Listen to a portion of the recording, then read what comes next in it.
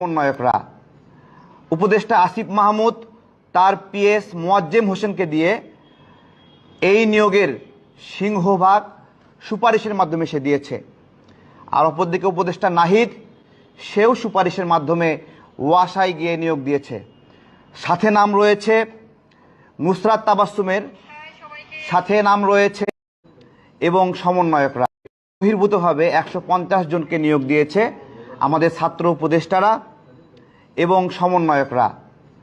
উপদেষ্টা আসিফ মাহমুদ তার পিএস মোয়াজ্জেম হোসেনকে দিয়ে এই নিয়োগের সিংহভাগ সুপারিশের মাধ্যমে সে দিয়েছে। আর অপরদিকে উপদেষ্টা নাহিদ সেও সুপারিশের মাধ্যমে ওয়াসায় গিয়ে নিয়োগ দিয়েছে। সাথে নাম রয়েছে নুসরাত তাবাসসুমের, সাথে নাম রয়েছে তৌহিদের, সাথে নাম রয়েছে নাজমুলের। আমরা খুঁজতেছিলাম যে নুসরাত তাবাসসুম গুচি ব্র্যান্ডের ব্যাগ, লক্ষ লক্ষ টাকা দামের কোট স্যুট পরে বিদেশে যায় কিভাবে। আমরা খুঁজতেছিলাম, আজকে সেই খোঁজার পেছনে তথ্যটা বের হয়ে এসেছে, তারা এটা কিভাবে করে। আমরা আজকের এই প্রেস বিজ্ঞপ্তিতে কিছু দাবি উত্থাপন করব। আমরা একটু চলেন আমরা শুনি। আমজনতা দলের পক্ষ থেকে জানানো হচ্ছে যে আমরা গভীর উদ্বেগের সঙ্গে লক্ষ্য করছি যে ছাত্র উপদেষ্টা ও সমন্বয়কদের মাধ্যমে ওয়াসায় 150 জনের নিয়োগে চরম দুর্নীতি সংগঠিত হয়েছে। স্বচ্ছ ও ন্যায়সঙ্গত পদ্ধতিতে নিয়োগ না দিয়ে স্বজনপ্রীতি, ঘুষ এবং অবৈধ প্রভাব খাটিয়ে এই নিয়োগ সম্পন্ন করেছে উপদেষ্টা এবং সমন্বয়কবৃন্দ। গণমাধ্যমে প্রকাশ পেয়েছে এই কথাগুলো, যেখানে উপদেষ্টা আসিফ মাহমুদের পিএস মোয়াজ্জেম হোসেন এবং উপদেষ্টা নাহিদ এবং সমন্বয়ক নুসরাত তাবাসসুম, তৌহিদ, নাজমুলের নাম এসেছে। কোটার বিরুদ্ধে লড়াই করে আমরা এমন দুর্নীতির মাধ্যমে নিয়োগ প্রত্যাশা করতে পারি না। ইতিপূর্বে সচিবালয়ে 3 কোটি টাকার নিয়োগ জালিয়াতি ফাঁস হওয়ার পরেও কোনো ব্যবস্থা নেওয়া হয় নাই। 7 দিনের জন্য একটি তদন্ত কমিটি গঠন করা হয়েছিল, সেই তদন্ত কমিটি এখনও শেষ হয় নাই।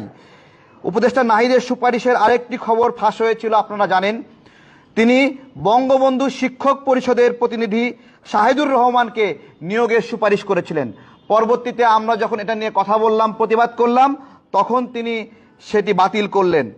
এই ফাঁস হওয়া নিয়োগ বাতিল করলেন প্রকাশ পাওয়ার পরে। ছাত্র উপদেষ্টাদের এমন নিয়োগ জালিয়াতি জুলাই গণ অভ্যুত্থানের পরিপন্থী এবং নৈতিকতা বিবর্জিত কাজ। আমরা এই প্রেক্ষিতে সরকারের নিকট হতে জোর কিছু দাবি জানাচ্ছি। 1 নম্বর দাবি, এই নিয়োগ জালিয়াতিতে জড়িত থাকায় উপদেষ্টা আসিফ মাহমুদ ও তার পিএস মোয়াজ্জেম হোসেনকে বহিষ্কার করতে হবে এবং তাদের বিরুদ্ধে আইনগত ব্যবস্থা নিতে হবে। সাবেক উপদেষ্টা নাহিদের নিয়োগ দুর্নীতি দুদক কর্তৃক তদন্ত করে আইনগত ব্যবস্থা নিতে হবে।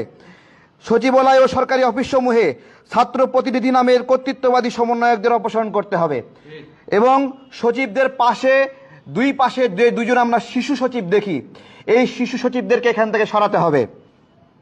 মংলা বন্দর শ্রমিক সংঘের প্রধান উপদেষ্টা পদ হতে হান্নান মাসুদ ও অন্যান্য সমন্বয়কদের অপসারণ করতে হবে। আমজনতার দল এই মর্মে জানাচ্ছে যে নতুন বাংলাদেশে নতুন স্বাধীনতার সাথে প্রতারণা করা প্রতারকদের বিরুদ্ধে ব্যবস্থা নিলে দুর্বার আন্দোলন গড়ে তোলা হবে। ধন্যবাদ সবাইকে। ব্যবস্থা না নিলে